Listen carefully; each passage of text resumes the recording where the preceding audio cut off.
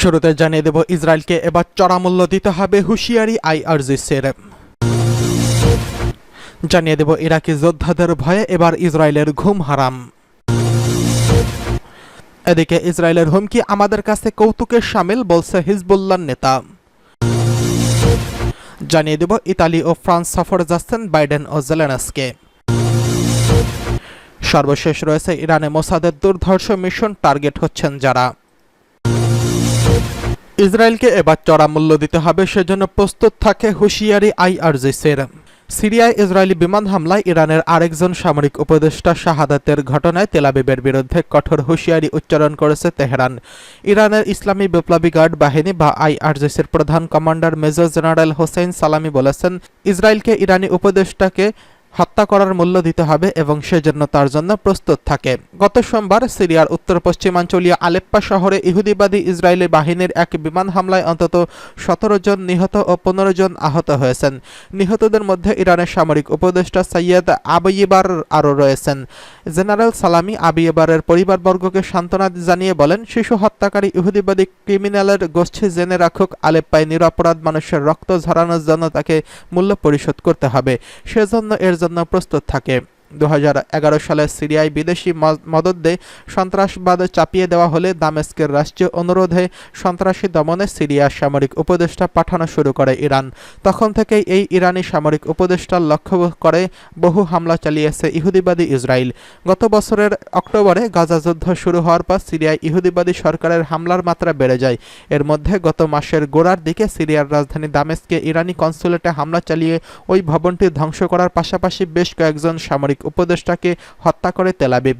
এর জবাবে ইরান 13 মে ইহুদিবাদী ইসরায়েলের বিভিন্ন সামরিক ঘাঁটি লক্ষ্য করে অন্তত 300 ড্রোন ও ক্ষেপণাস্ত্র নিক্ষেপ করে, যার ফলে ইসরায়েলে ব্যাপক ক্ষয়ক্ষতি হয়। ইরান ওই সেই হামলা চালানোর আগেও তেল আবিবকে কয়েকবার সতর্ক করেছিল। এদিকে ইরাকি যোদ্ধাদের ভয়ে ইসরায়েলের ঘুম হারাম, নজর ঘোরালেই সীমানার ওপারে শত্রু। 7 দশকেরও বেশি সময় ধরে এমনই আতঙ্ক বুকের মধ্যে পুষে রেখেছে ইসরায়েল। অবৈধ রাষ্ট্রের অস্তিত্বকে টিকিয়ে রাখতে অন্য দেশ থেকে ইহুদিদের উড়িয়ে এনে ফিলিস্তিনের ভূখণ্ড একটু একটু করে গিলে খাচ্ছে দেশটি, কিন্তু কখনো শান্তির দেখা মেলেনি। স্বাধীনতার নেশায় বুঁদ হয়ে থাকা ফিলিস্তিনি যোদ্ধাদের অতর্কিত হামলা সব সময় তটস্থ করে রেখেছে ইসরায়েলকে। আশপাশের দেশগুলোর সমমনা যোদ্ধারাও ইসরায়েলকে স্বস্তির নিঃশ্বাস ফেলতে দিচ্ছে না। কয়েকশো কিলোমিটার দূর থেকে ঘরের কোণে সবাই মিসাইলের বোতাম চেপে দেয় যোদ্ধারা, আর সেই মিসাইল গিয়ে আঘাত হানে ইসরায়েলে। মিসাইলের আতঙ্ক ক্ষণে ক্ষণে ইসরায়েলে বেজে ওঠে সাইরেন। তাই ইসরায়েলি নেতাদের ভাবনা জুড়ে শুধু যুদ্ধ আর আতঙ্ক। ইসরায়েলের এই আতঙ্কের ভাগিদার আরও একটি দেশ, তার নাম যুক্তরাষ্ট্র। নিজেদের পরম মিত্রকে বাঁচাতে অস্ত্র দেওয়া থেকে শুরু করে মধ্যপ্রাচ্যে নিজেদের সামরিক উপস্থিতি নিশ্চিত করেছে ওয়াশিংটন। ইরানের প্রক্সিরা ইসরায়েলের নিয়মিত বিরতিতে হামলা চালায়। সাম্প্রতিক সময়ে ওই হামলার ধারাবাহিকতা বেড়ে গেছে। তবে ইরাক থেকে যে হারে হামলা শুরু হয়েছে তাতে আতঙ্কে রয়েছে তেল আবিবের কর্মকর্তারা। ইসরায়েল ও মার্কিন কর্মকর্তারা জানিয়েছেন, এসব হামলা ঠেকাতে সক্ষম হয়েছে, তারপরও অন্তত 2টি মিসাইল লক্ষ্যবস্তুতে আঘাত হেনেছে। গত মে মাস থেকে নিয়মিত ক্রুজ মিসাইল ছুড়ে যাচ্ছে ইরানের মদতপুষ্ট ইরাকের যোদ্ধারা। ক্রুজ মিসাইল আকাশ প্রতিরক্ষা ব্যবস্থার জন্য ধ্বংস করা কিছুটা কঠিন। যুক্তরাষ্ট্র ভিত্তিক Washington institute for near east পলিসির একজন মেলে মাইক নাইটস বলেছেন, হামলার পরিমাণ এবং অস্ত্রের ব্যবস্থার ভিন্নতা অনেক বেশি বেড়ে গেছে। এটাই ইসরায়েলিদের কাজ আরো কঠিন করে দিয়েছে, বাড়িয়ে দিয়েছে আর্থিক খরচও। এসব বিষয়ে ইরানের মদতপুষ্ট বিভিন্ন গ্রুপ, যেগুলো প্রতিরোধের অক্ষশক্তি নামে পরিচিত, তার সঙ্গে কথা বলেছে রয়টার্স। এসব সশস্ত্র গ্রুপ ছাড়াও যুক্তরাষ্ট্র এবং অন্যান্য আঞ্চলিক কর্মকর্তাও রয়টার্সকে সাক্ষাৎকার দিয়েছেন। কর্মকর্তারা বলেছেন, ইরাকে কাতেইব, হিজবুল্লাহ এবং নুজাবা ওয়াশিংটনের কপালে চিন্তার ভাঁজ ফেলেছে। ইরান এবং লেবাননে হিজবুল্লাহর মাধ্যমেও নাকি ইরাকি এই দুই গ্রুপ নিয়ে অস্বস্তি আছে। কারণ হচ্ছে, তারা এমন কোনো সংঘাত জড়িয়ে পড়তে পারে যা অক্ষশক্তির অন্য গ্রুপগুলো চায় না। এই পুরো নেটওয়ার্কের মাথা ধরা হয় ইরানকে। আর সবচেয়ে সংগঠিত গ্রুপ হচ্ছে হিজবুল্লাহ। অতীতেও তারা ইরাকি সশস্ত্র গ্রুপকে নিয়ন্ত্রণে রাখতে ব্যর্থ হয়েছিল। ইসরায়েলের হৃদয়স্পন্দন বাড়িয়ে দেওয়া এই ইরাকি গ্রুপগুলো 2003 সালে সাদ্দাম হোসেনকে উৎখাতের পর মার্কিন বাহিনীর বিরুদ্ধে লড়াই করেছে। এরপর আস্তে আস্তে ফুলে ফেঁপে উঠেছে এই গ্রুপগুলো সিরিয়ার গৃহযুদ্ধে বাশার আল আসাদ সরকারের সমর্থনে লড়াই করছে। এমনকি ইসরায়েলের সীমান্তবর্তী এলাকায় কিছু অঞ্চল দখলের সমর্থ হয় তারা। 2021 ও 22 সালে সৌদি আরব ও সংযুক্ত আরব আমিরাত ড্রোন হামলার দাবি করেছিল ইরাকি গ্রুপ। চলতি বছরের জানুয়ারি মাসে জর্দানের মার্কিন আউটপোস্টে ড্রোন হামলা চালায় ইরাকি গ্রুপগুলো। এতে 3 জন মার্কিন সেনা নিহত হন। এরপর ইরাক ও সিরিয়ায় একের পর এক বিমান হামলা চালাতে শুরু করে যুক্তরাষ্ট্র।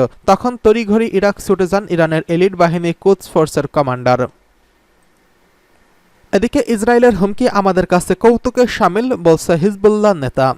ইহুদিবাদী ইসরায়েলের যুদ্ধবাজ প্রধানমন্ত্রী বেনিয়ামিন নেতানিয়াহু লেবাননের ইসলামী প্রতিরোধ আন্দোলন হিজবুল্লাহর বিরুদ্ধে অত্যন্ত শক্তিশালী আঘাত হানার যে হুমকি দিয়েছেন সে ব্যাপারে প্রতিক্রিয়া জানিয়েছে হিজবুল্লাহ। লেবাননের পার্লামেন্টে হিজবুল্লাহর নির্বাচিত প্রতিনিধি মোহাম্মদ রাদ বলেছেন, সম্ভাব্য যে কোনো পরিস্থিতি তার জন্য সংগঠন প্রস্তুত রয়েছে।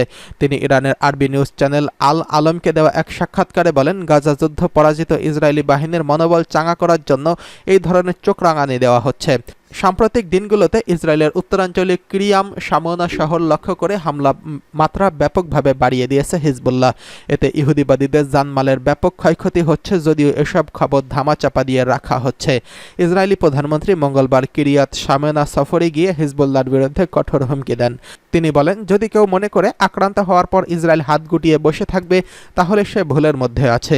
আমরা অত্যন্ত কঠোর আঘাত হানার প্রস্তুতি নিয়েছি। এর জবাবে মোহাম্মদ রাদ বলেন, আমরা ইসরায়েলের সামরিক দুর্বলতা এবং এই সম্পর্কে সম্যক অবহিত। তাদের কাছে এই ধরনের হুমকি যে নিছক হাস্যরসের সৃষ্টি করে তেল আবিব তা জানে।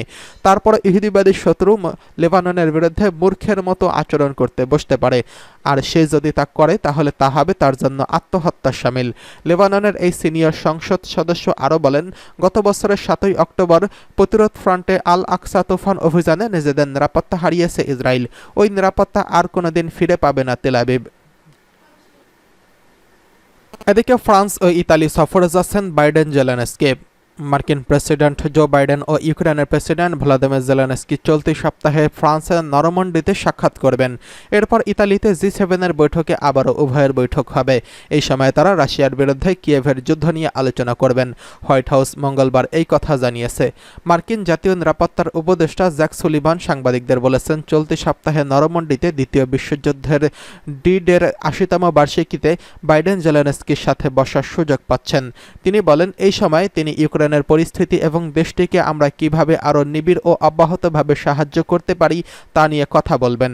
এছাড়া আগামী 13 থেকে 15 জুন ইতালির বারি শহরে G7-এর যে বৈঠক অনুষ্ঠিত হচ্ছে সেখানে উভয় নেতা বৈঠক করবেন। সুলিভান বলেন, সুতরাং এক সপ্তাহেরও কম সময়ের মধ্যে বাইডেন প্রেসিডেন্ট জেলেনস্কির সঙ্গে 2 দফা বৈঠক করবেন। এদিকে G7-এর বৈঠকের পরপরই সুইজারল্যান্ডের লুসার্নে ইউক্রেনের যে সম্মেলন অনুষ্ঠিত হতে যাচ্ছে তাতে বাইডেন যোগ দিচ্ছেন না। মার্কিন প্রেসিডেন্ট, ভাইস প্রেসিডেন্ট কমলা হ্যারিস এবং সুলিভান সুইস সম্মেলনে যোগ দেবেন। এদিকে ইরানের মোসাদের দুর্ধর্ষ মিশন টার্গেট হচ্ছেন যারা। প্রায় 3 সপ্তাহ আগে রহস্যজনক এই হেলিকপ্টার দুর্ঘটনায় নিহত হন ইব্রাহিম রাইসি। তার মৃত্যুর পর অভিযোগের তীর ধেয়ে যায় ইসরায়েলের কুখ্যাত গোয়েন্দা সংস্থা মোসাদের দিকে। ইরানের মাটিতে বসেই ভয়াবহ সব মিশন চালানোর জন্য মোসাদের জুড়ি নেই। এর আগেও বেশ কয়েকজন হাই প্রোফাইল ব্যক্তিকে আতাতায়ী হামলায় হত্যা করেছে মোসাদ। কিভাবে এতটা নিখুঁতভাবে এবং নির্বিঘ্নে মোসাদ ইরানের তার মিশন চালায় তা বরাবরই আগ্রহের জন্ম দিয়েছে। এক জবানবন্দি ভিডিও ফুটেজ প্রকাশ করে মোসাদ দাবি করেন, এক ব্যক্তির নাম ইউসুফ শাহবাজি আব্বাসিল। তিনি তুরস্কের ইস্তাম্বুল থেকে ইরান সফর করেছেন। তখনই প্রশ্ন উঠেছিল, মোসাদের দাবি সত্য তাহলে শুধু গোয়েন্দা তথ্য সংগ্রহ নয়, ইরানের মাটিতে বসে খুব সহজেই গ্রেফতার ও জিজ্ঞাসাবাদ করতে সক্ষম গোয়েন্দা সংস্থাটি।